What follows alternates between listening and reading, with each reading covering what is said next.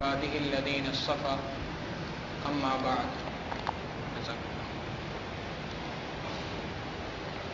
23ویں سپارے کی سب سے پہلی سورت سورہ یاسین ہے۔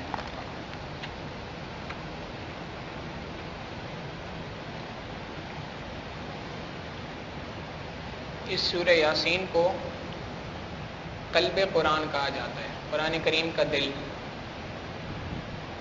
اور قرآن کریم کا دل کہنے کی دو وجوہات مفسرین نے زیادہ تر لکھی ہیں۔ پہلی وجہ تو یہ لکھی ہے،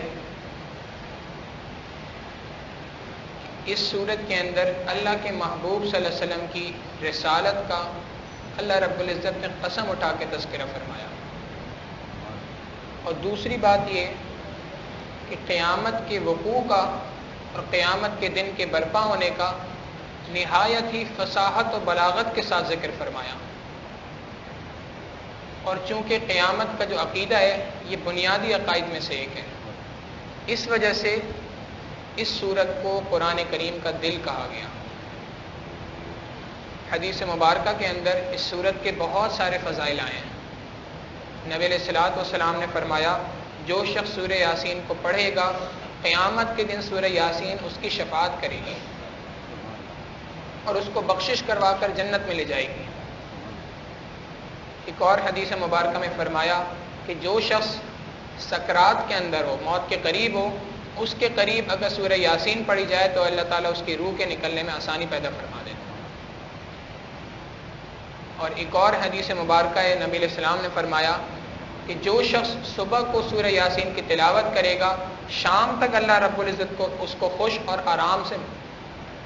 آرام میسر فرمائیں گے، اور جو شخص شام میں ایک مرتبہ سورہ یاسین کی تلاوت کرے گا، صبح تک اللہ رب العزت اس کو خوش فرما دیں گے اور آرام اس کو میسر فرما دیں گے۔ تو اس سورت کے فضائل بہت سارے ہیں، ہمیں چاہیے کہ ہم اس سورت کی روزانہ تلاوت کریں۔ ہمارے مشائخ کا اور اکابرین کا یہ معمول رہا ہے کہ وہ روزانہ صبح سورہ یاسین کی تلاوت کیا کرتے ہیں، اور بہت سارے ہمارے مشائخ تو ایسے ہیں جنہوں نے اپنی کتابوں میں یہ بات بھی لکھی ہے کہ جب انسان تہجد کے نفل پڑھ رہا ہو تو اس کو چاہیے ان نفلوں کے اندر سورہ یاسین کو پڑھے۔ اس وقت پر 3 نور ایک ساتھ جمع ہو جاتے ہیں، ایک تو تہجد کا نور ہوتا ہے، اور ایک نماز کا نور ہوتا ہے، اور ایک سورہ یاسین کا نور ہوتا ہے۔ تو 3 نور ایک ساتھ جمع ہو جاتے ہیں، اس کی برکت سے اللہ رب العزت پھر انسان کی دعاؤں کو جلدی قبول فرما لیتے ہیں۔ اس سورت کی ابتدا یاسین کے لفظ سے ہوئی ہے۔ اس یاسین کے بارے میں عام قول تو یہی ہے کہ یہ حروف مقطعات میں سے ہے، اللہ تعالیٰ اس کی مراد کو بہتر جانتے ہیں، لیکن ایک قول یہ بھی ہے کہ اللہ کے محبوب صلی اللہ علیہ وسلم کے ناموں میں سے ایک نام ہے یاسین۔ چنانچہ اس صورت میں ترجمہ یوں بنے گا، یاسین والقرآن الحکیم، اے میرے محبوب صلی اللہ علیہ وسلم، قسم ہے آپ کی ذات کی اور قرآن حکیم کی قسم ہے، انک لمن المرسلین، بے شک آپ رسولوں میں سے ایک ہیں۔ اللہ رب العزت نے قسم اٹھا کے اپنے محبوب صلی اللہ علیہ وسلم کی رسالت کو بیان فرمایا، اور اس کے بعد فرمایا علی صراط مستقیم، بے شک آپ ٹھیک راستے کے اوپر ہیں۔ پھر اس کے بعد فرمایا لتنذر قوما ما انذر آباؤہم فہم غافلون، آپ کو بھیجنے کا مقصد یہ ہے کہ آپ اس قوم کو ڈرائیں کہ جن کے آباء و اجداد کو بھی ڈرایا گیا تھا۔ نبی علیہ الصلوۃ والسلام کی بعثت کا مقصد لوگوں کو ڈرا کر اللہ رب العزت کی طرف لانا تھا۔ یہاں پہ لفظ استعمال کیا، انذار، ڈرانے کے لیے۔ اس انذار کے معنی عام طور پہ جو سمجھے جاتے ہیں وہ یہ ہیں، جیسے بچے کو ڈرایا جاتا ہے، بیٹا سانپ کے قریب نہ جانا، یہ کاٹے گا۔ انذار کے معنی یہ نہیں ہے، بلکہ انذار کے معنی یہ ہیں کہ انسان سامنے والے کے دل میں کسی کی اتنی محبت پیدا کر دے کہ اس محبت کے اندر خوف کی وجہ سے انسان اس چیز سے رک جائے۔ اللہ تعالیٰ کی محبت اتنی پیدا ہو جائے انسان کے دل کے اندر کہ اس کو اس کی خلاف ورزی کرنے کے اوپر خوف ہوتا ہو، اور یہ جو خوف ہوتا ہے یہ محبت کا خوف ہوتا ہے۔ آپ دیکھیں گھر کے اندر ایک خوف تو بچے کو سانپ سے ہوتا ہے، جیسے ابھی ذکر کیا، اور ایک خوف بیوی کو اپنے خاوند کا ہوتا ہے کہ میرا خاوند مجھ سے ناراض نہ ہو جائے، روٹ نہ جائے۔ یہ جو خوف ہوتا ہے یہ محبت کی وجہ سے ہوتا ہے۔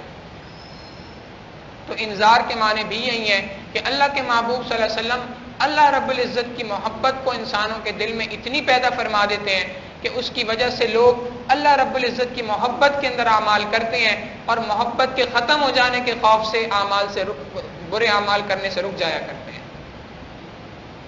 پھر اس کے بعد کافروں کا ذکر فرمایا کہ کافر جو قیامت کے دن ایسے ہوں گے کہ ان کی گردنوں کے اندر توق ڈلے ہوئے ہوں گے۔ ان کی دنیا کے اندر مثال یہ بیان فرمائی کہ دنیا کے اندر وہ ایسے ہیں جیسے کسی انسان کے گلے میں توق ہوتا ہے۔ آپ دیکھیں کچھ لوگوں کو سروائیکل کا پین ہوتا ہے تو وہ گلے کے اندر کالر لگا کے گھوم رہے ہوتے ہیں، اس کالر کی وجہ سے وہ نہ نیچے دیکھ سکتے ہیں نہ اوپر دیکھ پاتے ہیں۔ اللہ تعالیٰ فرماتے ہیں کہ ان کی گلوں کے اندر بھی اسی طریقے سے توق ہے، اس توق کی وجہ سے یہ حقیقت کو صحیح طریقے سے دیکھ نہیں پاتے ہیں۔ اور پھر دوسری بات یہ ہے کہ ہم نے ان کے آگے اور ان کے پیچھے دیواریں بنا دی ہیں، وَجَعَلْنَا مِن بَيْنِ أَيْدِيهِمْ سَدًّا وَمِنْ خَلْفِهِمْ سَدًّا فَأَغْشَيْنَاهُمْ فَهُمْ لَا يُبْصِرُونَ، اس وجہ سے ان کو نظر نہیں آتا اور یہ حق کو قبول نہیں کرتے ہیں۔ پھر اس کے بعد اللہ تعالیٰ نے ایک اور آیت نازل فرمائی، اِنَّا نَحْنُ نُحْيِي الْمَوْتَى وَنَكْتُبُ مَا قَدَّمُوا وَآثَارَهُمْ، کہ جو اعمال یہ لوگ آگے بھیجتے ہیں، جو اعمال کرتے ہیں، ہم ان کو لکھتے ہیں، وَآثَارَهُمْ، اور ان کے آثار کو بھی لکھتے ہیں، ان کے اثرات کو بھی لکھتے ہیں۔ اثرات سے مراد یہ ہے کہ ایک انسان کوئی نیک عمل ایسا کرتا ہے کہ جو صدقہ جاریہ بن جاتا ہے، اپنے بیٹے کو نیک بنا دیا، عالم دین بنا دیا، اب یہ آگے جتنے لوگوں کی رشد و ہدایت کا ذریعہ بنے گا یہ سارے کے سارے اسی شخص کے کھاتے میں جائیں گے۔ کسی شخص نے کنواں کھدوا دیا، اب اس سے جب تک کوئی شخص پانی پیتا رہے گا اس کے نامہ اعمال میں ثواب جاری ہوگا۔ نبی علیہ الصلوۃ والسلام نے اس سے ایک اور مسئلے کو حل فرمایا۔ چند صحابہ نبی علیہ السلام کے پاس آئے کہ اے اللہ کے محبوب صلی اللہ علیہ وسلم، آپ ہمیں اجازت دیں، مسجد نبوی ہمارے گھر سے بہت دور ہے، ہم اپنے گھر کے قریب ایک مسجد بنا لیتے ہیں اور وہیں پر نماز ادا کریں گے۔ نبی علیہ الصلوۃ والسلام نے ان کو فرمایا کہ تم اپنے گھر کے قریب مسجد نہ بناؤ بلکہ یہاں پر پیدل چل کے آیا کرو، تم جتنے قدم اٹھاؤ گے ہر قدم پہ اللہ تمہارے لیے نیکیاں لکھ دیں گے۔ اور دلیل کے طور پہ آیت پڑھی، اِنَّا نَحْنُ نُحْيِي الْمَوْتَى وَنَكْتُبُ مَا قَدَّمُوا وَآثَارَهُمْ، تو آثار سے مراد اللہ کے محبوب صلی اللہ علیہ وسلم نے یہاں پہ قدم مبارک لیے ہیں کہ انسان جو نیکی کی طرف قدم بڑھاتا ہے ہر قدم کے اوپر اس کے لیے نیکی ہیں۔ پھر اس کے بعد اللہ رب العزت نے ایک قوم کا تذکرہ فرمایا۔ اس قوم کے اندر اللہ تعالیٰ نے 2 رسولوں کو بھیجا، وہ رسول وہاں پہ گئے اور انہوں نے جا کے اللہ کی دعوت دی، مگر قوم نے ان کو جھٹلایا۔ اللہ رب العزت نے ایک تیسرے رسول کو ان کے پاس بھیج دیا۔ جب یہ تینوں نے جا کے پھر دوبارہ دعوت دی تو انہوں نے بہت زیادہ سختی کے ساتھ ان کے ساتھ پیش آئے اور ان کو کہہ دیا، قالوا طائرکم معکم، کہ تم تو منحوس لوگ ہو، تمہاری وجہ سے ہمارے اوپر نحوست طاری ہو جائے گی، لہذا تمہیں چاہیے کہ تم یہاں سے نکل جاؤ۔ رسولوں نے آگے سے کہا، قالوا طائرکم معکم ان ذکرتم، اگر تم نصیحت حاصل کرو تو اس بات کو سمجھو گے کہ اصل میں جو نحوست تمہارے اوپر طاری ہے وہ تمہاری بدعمالی کی وجہ سے ہے۔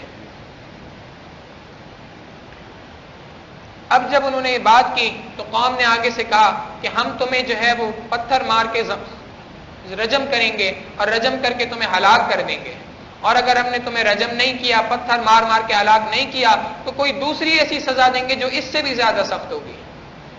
اب جو قوم ان کو قتل کرنے اور ان کے شہید کرنے کا ارادہ کر رہی تھی، اس وقت پر ایک شخص تھا، اس کا نام تھا حبیب نجار۔ حبیب اس کا نام تھا اور نجار اس کا پیشہ تھا۔ نجار کہتے ہیں بڑھئی کو، کارپینٹر، تو نجار اس کا پیشہ تھا، تو اس کا نام حبیب نجار کے نام سے مشہور ہو گیا۔ یہ شخص بستی سے دور ایک جگہ کے اوپر رہا کرتا تھا۔ جب اس کو پتہ چلا کہ اس طرح سے 3 رسول آئے ہیں اور قوم نے ان کو جھٹلایا ہے تو یہ اپنی وہاں سے نکلا اور قوم کے پاس آیا، قوم کو یہ نصیحت کرنے کے لیے کہ میری قوم تم یہ کام بہت غلط کر رہے ہو۔ اب جو وہ وہاں سے نکلا تو تیزی کے ساتھ اپنی قوم کی طرف آیا اور اس کا ارادہ یہی تھا کہ میری قوم ہلاکت سے بچ جائے۔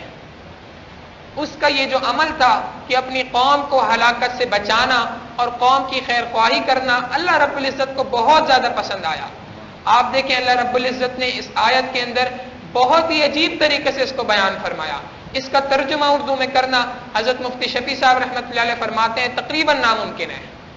فرمایا وجاء من اقصى المدینۃ رجل یسعى، آیا شہر کے ایک کونے سے ایک شخص بہت ہی تیزی کے ساتھ چلتا ہوا اور اس نے کہا یا قوم اتبعوا المرسلین، اے میری قوم تم رسولوں کی پیروی کرو، اتبعوا من لا يسألكم اجرا وهم مهتدون، ایسے لوگوں کی پیروی کرو کہ جو تم سے ہدایت کے بدلے میں تم سے کوئی اجرت نہیں مانگتے اور وہ ہدایت کے اوپر ہے. وما لی لا اعبد الذی فطرنی والیہ ترجعون، مجھے کیا ہوا کہ میں جو ہے وہ اس اللہ کی عبادت نہ کروں جس نے مجھے پیدا کیا ہے. یہاں سے ایک سبق ملتا ہے داعی کو کہ آپ دیکھیں حبیب نجار نے جو دعوت دی تو اس کے اندر یہ نہیں کہا کہ اے میری قوم تمہیں کیا ہو گیا کہ تم ایسے اللہ کو چھوڑ کے کہ دوسروں کی عبادت کر رہے ہو کہ جس نے تمہیں پیدا کیا، بلکہ برائی کی نسبت اپنی طرف کر کے بتائی. مجھے کیا ہوا کہ میں ایسی معبود کو چھوڑ دوں جس نے مجھے پیدا کیا ہے.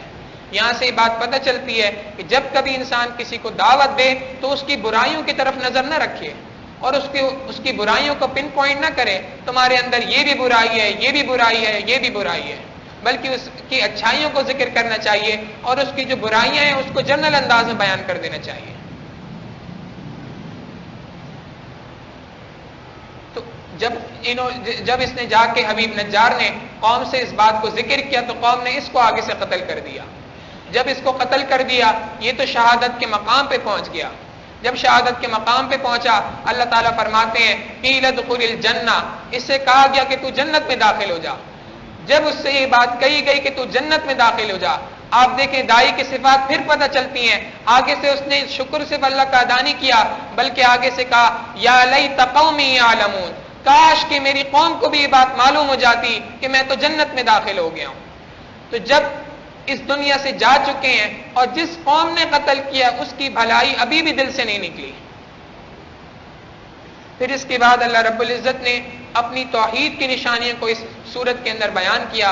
ہماری وہ ذات ہے جو آسمان سے پانی کو برساتی ہے، ہماری ذات ہے جس نے سورج کو کام پہ لگایا، چاند کی منزلیں طے کی. اس کے بعد قیامت کا ذکر بہت زیادہ تفصیل کے ساتھ کیا. وَنُفِخَ فِي الصُّورِ، یاد کرو اس دن کو جس دن سور کو پھونکا جائے گا. اور یہاں سے آگے قیامت کا بہت لمبا تفصیلی ذکر کیا جس میں چند بنیادی باتیں یہ کہیں وَامْتَازُوا الْيَوْمَ أَيُّهَا الْمُجْرِمُونَ، قیامت کے دن ہم مجرموں کو الگ کر دیں گے. جو کوئی دنیا کی زندگی کے اندر اللہ رب العزت کی اطاعت نہیں کرے گا اس کو قیامت کے دن پکڑ کے اس سے پوچھا جائے گا الم اعہد الیکم یا بنی آدم اللہ تعبدوا الشیطان. اللہ تعالیٰ قیامت کے دن سوال کریں گے اے بنی آدم کیا میں نے تم سے یہ وعدہ نہیں کیا تھا کہ تم شیطان کی عبادت ہرگز، شیطان کی پیروی ہرگز نہ کرنا. جب میں نے تم سے یہ وعدہ کیا تھا اور تم نے اس وعدے کو پورا کرنے کا ارادہ کیا تھا، اب تم نے کیسے شیطان کی عبادت کی، شیطان کی کیسے پیروی کی؟ آپ سوچیں قیامت کے دن ہم سے اور آپ سے اگر یہ سوال ہو گیا کہ تم نے کس طریقے سے شیطان کی پیروی کی، تم تو مجھ سے وعدہ کر چکے تھے نا، ہمارا اور آپ کا اس دن کیا بنے گا؟ وَأَنِ اعْبُدُونِي، بلکہ تم نے تو یہ وعدہ کیا تھا کہ تم میری عبادت کرو گے. هَذَا صِرَاطٌ مُسْتَقِيمٌ، جو کہ سیدھا راستہ ہے. اور پھر اس دن یہ نہیں ہوگا کہ انسان اپنی باتوں کو جھٹلا سکے، اے اللہ میں نے تو یہ کام کیا ہی نہ تھا، بلکہ اللہ تعالیٰ فرماتے ہیں الْيَوْمَ نَخْتِمُ عَلَىٰ أَفْوَاهِهِمْ، ہم اس دن لوگوں کے منہ کے اوپر مہر لگا دیں گے، وہ اپنی زبانوں سے کوئی بات نہیں کہہ سکیں گے. وَتُكَلِّمُنَا أَيْدِيهِمْ، ان کے ہاتھ بولیں گے کہ انہوں نے کیا کام کیے تھے. جن ہاتھوں کی لذت کے لیے انسان نے دنیا کے اندر گناہ کیے تھے یہی ہاتھ قیامت کے دن اسی کے خلاف گواہی دیں گے. جن پیروں کے ذریعے سے گناہ کیے تھے، جس شرمگاہ کے لیے انسان نے گناہ کیے تھے، قیامت کے دن وہی شرمگاہ انسان کے لیے گواہ بنی پھر رہی ہوگی. پھر اس کے بعد اس سورت کے آخر میں اللہ تعالیٰ نے نبی علیہ الصلوۃ والسلام کو تسلی دی اے میرے محبوب صلی اللہ علیہ وسلم یہ آپ کو جو بری بری باتیں کہتے ہیں فلا يحزنك قولهم، آپ ان کی باتوں کے اوپر غمزدہ نہ ہو بلکہ ان کی باتوں کو درگزر کیجئے اور اللہ کی طرف اپنی توجہ کو مرکوز رکھیے. پھر اس کے بعد اللہ تعالیٰ نے انسان کی پیدائش کا ذکر فرمایا کہ دیکھو ہم نے تو انسان کو ایک بوند سے پیدا کیا، ایک گندے پانی کے قطرے سے ہم نے اس کو پیدا کیا اور اس کو اتنا بڑا بنا دیا، اتنے مضبوط ہاتھ پیر والا بنا دیا، اب اس کو حیرانی کس بات پہ ہوتی ہے کہ ہم اس کو دوبارہ زندہ نہیں کر سکتے؟ ہمارے لیے تو دوبارہ زندہ کرنا ویسی ہے جیسے پہلی مرتبہ پیدا کرنا تھا۔ اور بلکہ حقیقت تو یہ ہے کہ انما امرہ اذا اراد شیئا، جب تمہارا رب کسی بات کا ارادہ کر لیتا ہے کہ اس بات کو ہو جانا چاہیے، کن، تو وہ کہتا ہے کن فیکون، وہ بات ہو جاتی ہے۔ مفسرین نے لکھا ہے کہ اللہ رب العزت نے یہاں پر کن کے ذریعے سے جو ہمیں سمجھایا ہے، یہ سمجھانے کے لیے کہا ہے کہ اللہ تعالیٰ کن فرمائے تو کن ہو جاتا ہے۔ حقیقت یہ ہے کہ اللہ تعالیٰ کی ذات کن کہنے کی بھی محتاج نہیں ہے۔ پھر اگلی سورت سورہ صافات ہے، اس میں اللہ تعالیٰ نے توحید کے موضوع کے اوپر بات کی اور اس کے بعد مختلف رسولوں کا ذکر کیا اور ان کی مختصر سے حالات کو ذکر فرمایا۔ پھر اس کے بعد اس سورت کے آخر میں اللہ رب العزت نے اپنی ذات کا ہر کسی چیز سے، ہر معبود سے بری ہونے کا ذکر فرمایا کہ میری ذات کسی کے ساتھ شریک نہیں ہے۔ سبحان ربک رب العزت عما یصفون، تمہارا رب جو عزت والا رب ہے وہ پاک ہے اس بات سے جو باتیں یہ گڑا کرتے ہیں۔ وسلام علی المرسلین، اور رسولوں کے اوپر سلامتی ہو۔ والحمد للہ رب العالمین، اور تمام کی تمام تعریفیں اللہ کے لیے ہیں جو دونوں جہانوں کا پالنے والا ہے۔ پھر اس کے بعد اگلی سورت سورہ صاد ہے، اس میں بھی ابتدا میں اللہ تعالیٰ نے مختلف رسولوں کا ذکر فرمایا۔ ہم نے سورہ کہف کے ابتدا میں بات کی تھی کہ اللہ تعالیٰ دنیا کے اندر انسان کو دو طرح کے پیپرز دیتے ہیں، کبھی صبر کا پیپر ہوتا ہے، کبھی شکر کا پیپر ہوتا ہے۔ اللہ تعالیٰ نے یہاں پہ دو انبیاء کا ذکر فرمایا، اور ایک کے ساتھ صبر کا پیپر تھا، ایک کے ساتھ شکر کا پیپر تھا۔ سیدنا داؤد علیہ السلام کا اللہ تعالیٰ نے ذکر فرمایا۔ داؤد علیہ السلام اپنے گھر کے اندر بیٹھے عبادت کر رہے تھے، دو آدمیوں کا آپس میں جھگڑا ہو گیا، اور وہ جھگڑا ہوا تھا دمبیوں کے اوپر۔ ایک آدمی تھا جس کی 99 دمبیاں تھیں اور دوسرا تھا جس کی ایک دمبی تھی۔ اب ان کا آپس میں جھگڑا ہو گیا، 99 والا یہ کہتا تھا کہ یہ ایک بھی میری ہے۔ اب انہوں نے آپس کے اندر جھگڑا شروع کیا اور اس جھگڑے کا فیصلہ داؤد علیہ السلام سے کرانے کا فیصلہ کیا۔ اب انہوں نے داؤد علیہ السلام کے پاس داخل ہونے کا جو طریقہ اختیار کیا وہ بڑا عجیب تھا۔ یہ ان کے گھر کی دیوار کو پھلانگ کے اندر داخل ہوئے اور داؤد علیہ السلام سے ذکر کیا کہ ہمارا آپس میں جھگڑا ہے اور آپ اس جھگڑے کو ختم فرما دیجئے۔ داؤد علیہ السلام نے ان کے درمیان فیصلہ کیا اور ان کے فیصلہ کر کے ان کو رخصت کر دیا۔ قرآن کریم کہتا ہے فاستغفر ربہ، داؤد علیہ السلام نے ان کے جانے کے بعد اپنے رب سے بخشش طلب کی، استغفار کیا۔ مفسرین نے یہاں پر بات کو ذکر کیا کہ داؤد علیہ السلام نے اللہ تعالیٰ سے معافی کس چیز پہ مانگی ہے؟ ایک جواب تو یہ دیا گیا کہ چونکہ داؤد علیہ السلام کو پتا تھا کہ اللہ تعالیٰ اس فیصلے کے ذریعے سے میرا امتحان لینا چاہ رہے ہیں، تو چنانچہ انہوں نے اپنے امتحان میں کامیاب ہونے پر اللہ تعالیٰ کا شکر ادا کیا۔ مگر ایک اور جواب مفسرین نے دیا ہے، اکثر مفسرین نے یہی جواب کو ذکر کیا، اور وہ یہ جواب دیتے ہیں کہ اصل میں داؤد علیہ السلام اپنے گھر میں بیٹھے اللہ رب العزت کی عبادت کر رہے تھے، اور یہ جو وقت تھا یہ لوگوں کے درمیان جھگڑوں کو نمٹانے کا وقت تھا۔ اللہ تعالیٰ نے ان کو جو دونوں افراد کو ایک عجیب طریقے سے ان کے گھر میں داخل فرمایا، دیوار کے ذریعے سے پھلانگ کے ان کو جو اندر بھیجا، اس کے ذریعے سے داؤد علیہ السلام کو تنبیہ کی تھی کہ اے میرے پیارے داؤد علیہ السلام، یہ وقت لوگوں کی خدمت کا ہے، آپ اس وقت میں میری عبادت کیسے کر رہے ہیں؟ تو ہمیشہ مخلوق کی خدمت کو نفلی عبادت کے اوپر فضیلت حاصل ہے۔ ہمارے مشائخ نے فرمایا کہ عبادت سے جنت ملا کرتی ہے، خدمت سے خدا ملا کرتا ہے۔ اللہ رب العزت نے داؤد علیہ السلام کو یہاں پہ تنبیہ فرمائی، اور اس تنبیہ پہ داؤد علیہ السلام نے اپنے رب کی بخشش طلب کی۔ اور پھر اسی کے ضمن میں ایک اور واقعہ اللہ رب العزت نے ذکر فرمایا کہ داؤد علیہ السلام کے بیٹے تھے سلیمان علیہ السلام۔ سلیمان علیہ السلام جہاد کی تیاری کر رہے تھے، اور جہاد کی تیاری کے اندر گھوڑوں کی دیکھ بھال کر رہے تھے۔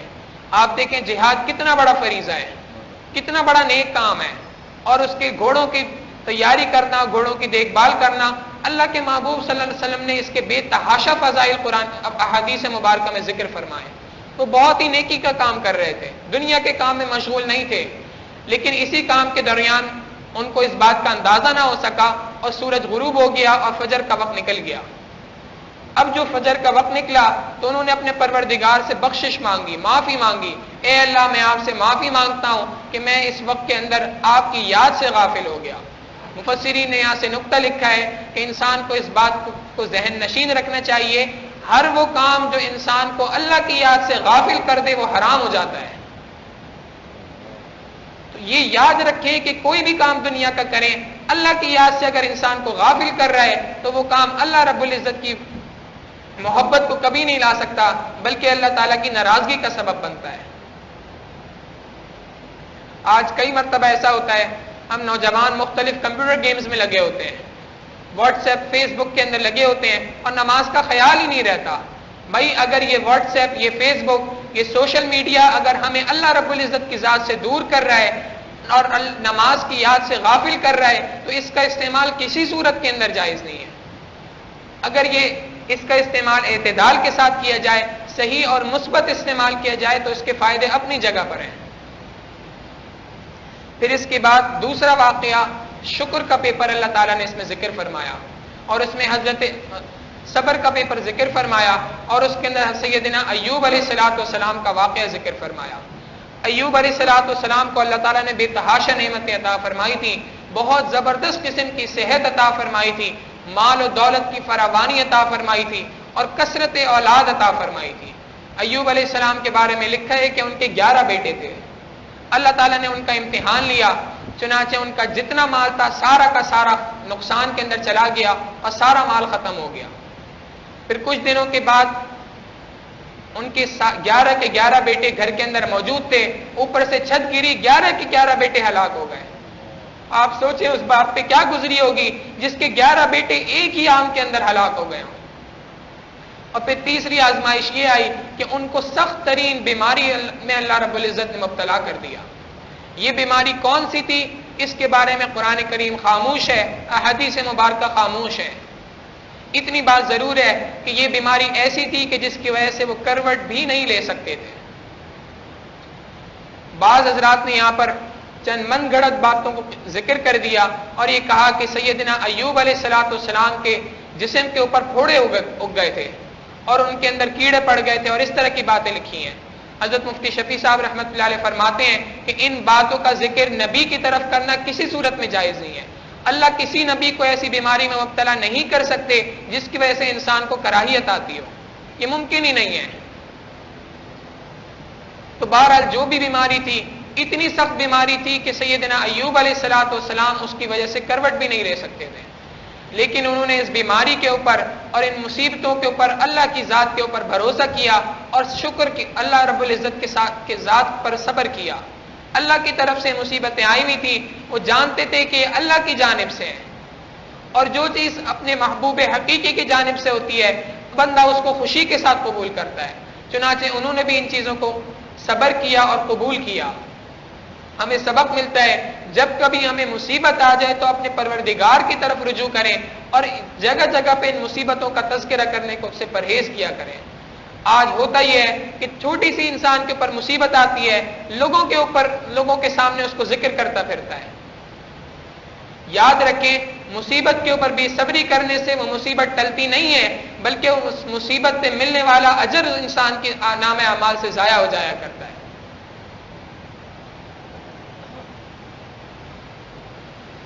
اگلی سورت الزمر ہے، اس میں اللہ رب العزت نے قرآن کریم کی عظمت کو بیان کیا اور اپنی توحید کے بے تحاشا دلائل ذکر فرمائے۔ پھر اسی سورت کے اندر اللہ رب العزت نے ایک آیت کو نازل فرمایا۔ مفسرین نے لکھا ہے کہ یہ آیت گناہگاروں کے لیے سب سے زیادہ امید دلانے والی آیت ہے۔ اس آیت کے ذریعے سے گناہگاروں کو اپنے پروردگار سے سب سے زیادہ امید بنتی ہے۔ اللہ تعالیٰ فرماتے ہیں قل، اے میرے محبوب صلی اللہ علیہ وسلم آپ فرما دیجئے، یا عبادی، اے میرے بندوں۔ آپ دیکھیں یہ گناہگاروں سے خطاب ہو رہا ہے۔ باپ اگر اپنے بیٹے سے ناراض ہوتا ہے، بیٹا اگر باپ کی نافرمانی کر رہا ہوتا ہے تو باپ اس کو یہ بات نہیں کہتا میرے بیٹے یہ کام کر لو، بلکہ اپنی بیوی سے کہا کرتا ہے اس کو کہو یہاں سے دفع ہو جائے، اس کو کہو کہ یہ کام کر لے، اس کو کہو ایسا کر لے۔ تو وہ بھی یہ نہیں کہتا میرے بیٹے۔ پروردگار عالم کو اپنے بندوں سے کتنی محبت ہے۔ اللہ تعالیٰ فرماتے ہیں یا عبادی، اے میرے بندوں، الذین اسرفوا علی انفسہم، جنہوں نے اپنی جانوں کے اوپر بے تحاشا ظلم کیا، لا تقنطوا من رحمت اللہ، میری رحمت سے کبھی مایوس نہ ہونا، ان اللہ یغفر الذنوب جميعا، میں سارے کے سارے تمہارے گناہوں کو معاف کر دوں گا، انہ هو الغفور الرحیم، بے شک میں بہت بخشنے والا بڑا مہربان ہوں۔ پروردگار اس بات کو چاہتے ہیں بندہ اس کی طرف رجوع کرے، اس سے توبہ کرے، اللہ رب العزت اس کی توبہ کو قبول فرماتے ہیں۔ سورۃ المؤمنون کے اندر اللہ رب العزت نے شروع میں اسی بات کو دوبارہ سے ارشاد فرمایا، غافر الذنب وقابل التوب، گناہوں کو معاف کرنے والی اللہ کی ذات ہے اور توبہ کو قبول کرنے والی ہے۔ لیکن اگر کوئی شخص پھر بھی اللہ کی ذات سے منہ موڑتا ہے اور توبہ نہیں کرتا، اللہ نے آگے فرما دیا شدید العقاب ذی الطول، بہت سخت پکڑنے والی ذات بھی اسی کی ہے۔ اسی صورت کے اندر اللہ تعالیٰ نے نوح علیہ السلام اور موسیٰ علیہ السلام کا اجمالاً ذکر فرمایا۔ پیچھے سورہ قصص کے اندر تو بہت تفصیل کے ساتھ ذکر کیا تھا، اسی ذکر کو اللہ تعالیٰ نے یہاں پہ مختصراً فرما دیا۔ اور اس کے بعد ایک اور آیت نازل فرمائی، یہ آیت بھی ہمیں بڑی امید دلاتی ہے اور بڑے سبق دلاتی ہے۔ اللہ تعالیٰ فرماتے ہیں وَقَالَ رَبُّكُمُ ادْعُونِي أَسْتَجِبْ لَكُمْ، کہا تمہارے رب نے کہ مجھ سے مانگو میں تمہاری دعاؤں کو قبول کروں گا۔ اللہ رب العزت اس بات کو چاہتے ہیں بندہ اپنے پروردگار سے مانگے، اللہ تعالیٰ دعا کو قبول فرماتے ہیں اور دعا قبول فرما کے خوش ہوتے ہیں۔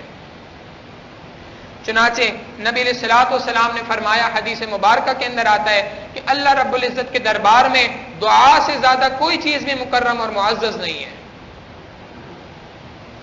اور اس کی وجہ یہ ہے کہ اس دعا کے ذریعے سے پروردگار کی کبریائی کا اظہار ہوتا ہے، اللہ تعالیٰ کی کبریائی کا اظہار ہوتا ہے، بندے کی عاجزی کا اظہار ہوتا ہے۔ اللہ تعالیٰ یہ چاہتے ہیں کہ بندہ اپنی عاجزی کا اظہار کرے اور میری کبریائی کو بیان کرے، اور یہ دونوں کی دونوں صفات دعا کے اندر پائی جاتی ہیں، لہٰذا ہمیں چاہیے کہ ہم اللہ رب العزت سے خوب دعائیں مانگا کریں۔ نبی علیہ السلام نے فرمایا الدعاء مخ العبادہ، دعا عبادت کا مغز ہے، نچوڑ ہے۔ چنانچہ ایک اور حدیث مبارکہ میں فرمایا کہ اگر تمہارے جوتے کا تسمہ بھی ٹوٹے تو وہ بھی اللہ سے مانگنا۔ آپ دیکھیں مخلوق سے مانگنے میں اور خالق سے مانگنے میں ایک بڑا فرق یہ ہے کہ انسان مخلوق سے مانگتا ہے، ایک مرتبہ وہ دے گی، دوسری مرتبہ مانگے گا تو منہ بنا کے دے گی، تیسری مرتبہ کسی مخلوق سے مانگے گا تو غصے میں آ کے پھر بھی شاید دے دے، چوتھی مرتبہ تو انکار کر دے گی اور پانچویں مرتبہ جھڑک دے گی، کیا مسئلہ ہے بار بار میری طرف آتے ہو، مجھ سے مانگتے ہو۔ اور پروردگار کا معاملہ یہ ہے کہ جو اللہ سے ایک مرتبہ مانگتا ہے اللہ تعالیٰ اس سے خوش ہوتے ہیں، جو دو مرتبہ مانگتا ہے اس سے اور زیادہ خوش ہوتے ہیں، جو تین مرتبہ مانگتا ہے اس سے مزید خوش ہوتے ہیں، حتیٰ کہ جو شخص اپنی ہر چیز ہر ضرورت کو اللہ رب العزت سے مانگتا ہے، اللہ رب العزت اس کو اپنے مقرب اولیاء میں شامل فرما لیتے ہیں۔ چنانچہ ہمارے مشائخ نے لکھا کہ جو شخص رات کے آخری پہر میں اپنے رب کے سامنے ہاتھ کو پھیلاتا ہے، پروردگار عالم دنیا کے اندر دوپہر کے وقت میں، دن کے وقت میں اس کو مخلوق کے سامنے ہاتھ پھیلانے سے روک دیا کرتے ہیں۔ نبی علیہ السلام نے فرمایا دعا مومن کا ہتھیار ہے، اس کے ذریعے سے انسان مصیبتوں اور پریشانیوں سے اپنے آپ کو محفوظ کر لیتا ہے۔ نبی علیہ السلام نے حدیث مبارکہ میں فرمایا کہ جب تمہیں اللہ تعالیٰ سے دعا مانگنی ہو تو اس وقت پہ اللہ سے دعا مانگا کرو، اے اللہ مجھے عافیت عطا فرما، اللہم انا نسألک العفو والعافیت فی الدین والدنیا والآخرہ۔ نبی علیہ السلام نے بہت ہی پیاری دعا میں سکھائی، ہمیں چاہیے کہ ہم اس دعا کو اپنی دیگر دعاؤں کے اندر شامل کیا کریں۔ اور ایک اور حدیث مبارکہ میں فرمایا جس شخص کے اوپر دعا کے دروازے کھل گئے اس پر اللہ کی رحمت کے دروازے کھل گئے۔ اگلی سورت سورہ حامیم سجدہ ہے، اس کے اندر بھی اللہ تعالیٰ نے شروع میں توحید کے دلائل کو ذکر فرمایا اور قیامت کا ذکر فرمایا، اور اس میں اس بات کو پھر ذکر کیا کہ وَقَالُوا لِجُلُودِهِمْ لِمَ شَهِدتُّمْ عَلَيْنَا، انسان کی کھال جو ہے یہ بھی قیامت کے دن اس کے خلاف گواہی دے گی۔ جب یہ گواہی دے گی تو انسان اس سے کہے گا کہ میں نے تمہاری لذت کے لیے تو یہ کام کیا ہے، لِمَ شَهِدتُّمْ عَلَيْنَا، تم نے میرے خلاف گواہی کیوں دی؟ اس وقت پر اس کی کھال یہ بات کہے گی انطقنا اللہ الذی انطق کل شیء، ہمیں اس پروردگار نے بولنے کی طاقت عطا فرمائی جس پروردگار نے ہر چیز کو بولنے کی طاقت عطا فرمائی۔ تو اللہ تعالیٰ یہاں پہ سمجھانا چاہ رہے ہیں کہ دیکھو تم یہ سمجھتے ہو کہ اللہ رب العزت کو اس بارے میں نہیں پتا ہوگا، اللہ تعالیٰ ہر چیز کو جانتے ہیں، قیامت کے دن تمہارے خلاف ان چیزوں کو گواہ بنا دیں گے۔ اور حدیث مبارکہ سے پتہ چلتا ہے قیامت کے دن یہ چیزیں تو انسان کی گواہ بنیں گی صحیح، کچھ اعمال ایسے ہیں جس پر اللہ کے محبوب صلی اللہ علیہ وسلم انسان کے خلاف گواہی دیں گے۔ آپ سوچیں جن کی شفاعت کی امید لے کے ہم اس دنیا کے اندر بیٹھے ہیں، قیامت کے دن اگر وہ ہمارے اٹارنی جنرل بن کے پیش ہو گئے، ہمارا اور آپ کا کیا بنے گا؟ پھر اس کے بعد اسی صورت کے اندر اللہ تعالیٰ نے ایمان والوں کے چند اعمال کا ذکر کیا۔ ایمان والوں کی نشانی ہے کہ وہ یہ چند مخصوص اعمال ضرور کرتے ہیں۔ ایک عمل فرمایا کہ وہ اللہ رب العزت کی ذات کے اوپر بھروسہ رکھتے ہیں، اللہ کے وعدوں پہ یقین رکھتے ہیں۔ دوسری بات کہ کبیرہ گناہوں سے بچنے کی کوشش کرتے ہیں، اور تیسری بات کہ جب کبھی ان کو غصہ آتا ہے تو سامنے والے کو معاف کر دیتے ہیں۔ انسان کی بہت بڑی صفت ہے، اللہ جس کو عطا کر دیں اللہ کی بہت بڑی نعمت ہوتی ہے، جب انسان کو غصہ آ جائے اسی وقت پہ سامنے والے کو معاف کر دے۔ اور چوتھی بات کہ اللہ کے حکموں کو پورا کرتے ہیں اور نماز کو قائم کرتے ہیں۔ اور پانچویں صفت بڑی اہم ارشاد فرمایا وَأَمْرُهُمْ شُورَىٰ بَيْنَهُمْ، آپس میں باہم مشورے سے فیصلہ کرتے ہیں۔ جب کبھی کوئی فیصلہ کرنا ہوتا ہے تو اکیلے نہیں فیصلہ کرتے، بلکہ آپس میں باہمی طور پہ مشورہ کرتے ہیں اور مشورہ کر کے فیصلہ کرتے ہیں، جلد بازی نہیں کیا کرتے۔ آج ہمارے ساتھ یہ بھی ایک معاملہ ہے کہ جس کسی کو گھر کا سربراہ بنا دیا جاتا ہے وہ سمجھتا ہے کہ اب میرے اوپر سارے اختیارات میرے ہی پاس ہیں، لہٰذا وہ کسی سے مشورہ کرنے کو اپنی عزت کے خلاف سمجھتا ہے۔ ہمارے سامنے ایک واقعہ ایک گھر کا پیش ہوا، اس گھر کے بہت سارے مسائل تھے، بہت گھر کے اندر آپس میں گھریلو جھگڑے تھے، اور اس کی بنیادی وجہ یہ تھی کہ جو والد تھے وہ نیک متقی آدمی ہیں، نیکوکار آدمی ہیں، لیکن اس کے باوجود عمر زیادہ ہو چکی ہے، بچے جوان ہو چکے ہیں، لیکن اس کے باوجود کسی معاملے میں اپنے گھر والوں سے مشورہ کرنے کا تصور ہی نہیں تھا ان کے نزدیک۔ ہر معاملے میں وہ یہ سمجھتے تھے میری جو رائے وہی سب سے زیادہ ہے۔ ان کی اولاد خود کہتی ہے کہ ہم تو اس بات کا انتظار کر رہے ہیں باپ مرے اور ہم اس سے جان چھوٹیں۔ آپ دیکھیں اللہ کے احکامات کو ہم توڑتے ہیں تو اس کے بعد یہ اشر ہو جایا کرتا ہے۔ چنانچہ آج بہت سارے لوگوں کا ایک معاملہ یہ بھی ہے کہ ان سے اگر کہا جائے کہ جی آپس میں اس بارے میں مشورہ کر لیں، وہ کہتے ہیں جی ہمیں مشورے کی ضرورت نہیں ہے، ہم نے اس معاملے پہ استخارہ کر لیا ہے۔ بھائی ہمارے مشائخ نے ہمیں سمجھایا الاستشارۃ اشد من الاستخارہ، انسان کو چاہیے کہ پہلے مشورہ کرے، مشورہ کرنے کے بعد استخارہ کرے۔ استشارہ جو ہوتا ہے، مشورہ کرنا جو ہوتا ہے، اس کی اہمیت زیادہ ہے استخارہ سے۔ پہلے آپس میں جس صاحب معاملہ جو لوگ ہوتے ہیں، جو اس معاملے میں ایکسپرٹس ہوتے ہیں، ان سے اس بارے میں پہلے مشورہ کریں، اور مشورہ کرنے کے بعد پھر اس بارے میں انسان کوئی قدم بڑھائے اور اس کے بارے میں پھر استخارہ کرے۔ سورۃ الزخرف کے اندر بھی اللہ تعالیٰ نے توحید، رسالت اور آخرت کے مضمون کو بیان کیا، اور اس کے ساتھ قرآن کریم کی حقانیت کو قسم اٹھا کے بیان فرمایا۔ سورہ دخان کے اندر بھی اللہ تعالیٰ نے قیامت کے وقوع ہونے کا ذکر فرمایا کہ قیامت کا دن برپا ہوگا اور اس دن کیا کیا معاملات پیش آئیں گے۔ اسی صورت کے اندر اللہ تعالیٰ فرماتے ہیں اِنَّا أَنزَلْنَاهُ فِي لَيْلَةٍ مُبَارَكَةٍ، بے شک ہم نے اس قرآن کریم کو مبارک رات کے اندر نازل کیا۔ مفسرین نے لکھا اس مبارک رات سے مراد شب قدر ہے۔ اب یہ شب قدر کون سی رات ہوتی ہے؟ نبی علیہ السلام کی حدیث مبارکہ کو دیکھنے سے پتہ چلتا ہے کہ یہ رمضان المبارک کے آخری عشرے کے اندر ہوتی ہے، اور آخری عشرے کے اندر بھی نبی علیہ السلام نے فرمایا کہ اس کو آخری عشرے کی طاق راتوں کے اندر تلاش کرو۔ 21، 23، 27، 25، 27، 29 یہ 5 راتیں ہیں۔ جس کسی شخص نے ان 5 راتوں میں عبادت کر لی، پکی بات ہے کہ اس کو اللہ رب العزت شب قدر نصیب فرما دیتے ہیں۔ ان 5 راتوں میں سے کوئی ایک رات ہے، اور اس کے بارے میں اللہ کے محبوب صلی اللہ علیہ وسلم نے کوئی متعین نہیں کی کہ یہی رات ہے، لیکن کچھ علماء نے بات لکھی ہے کہ بعض قرائن سے اس بات کی شہادت ملتی ہے کہ شاید 27 کی ہی جو رات ہے یہی لیلۃ القدر ہو۔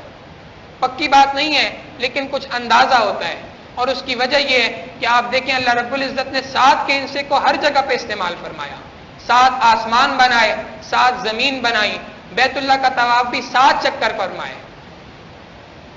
اسی طریقے سے دنیا کو جو پیدا فرمایا، آسمان کو اور زمین کو، کائنات کو بھی 7 دنوں میں پیدا فرمایا۔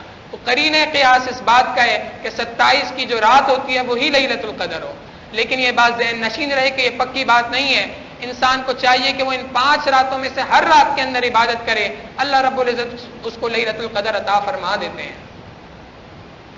پھر سورہ جاسیہ کے اندر بھی اللہ تعالیٰ نے اسی توحید کے اور رسالت کے موضوع کو ذکر فرمایا۔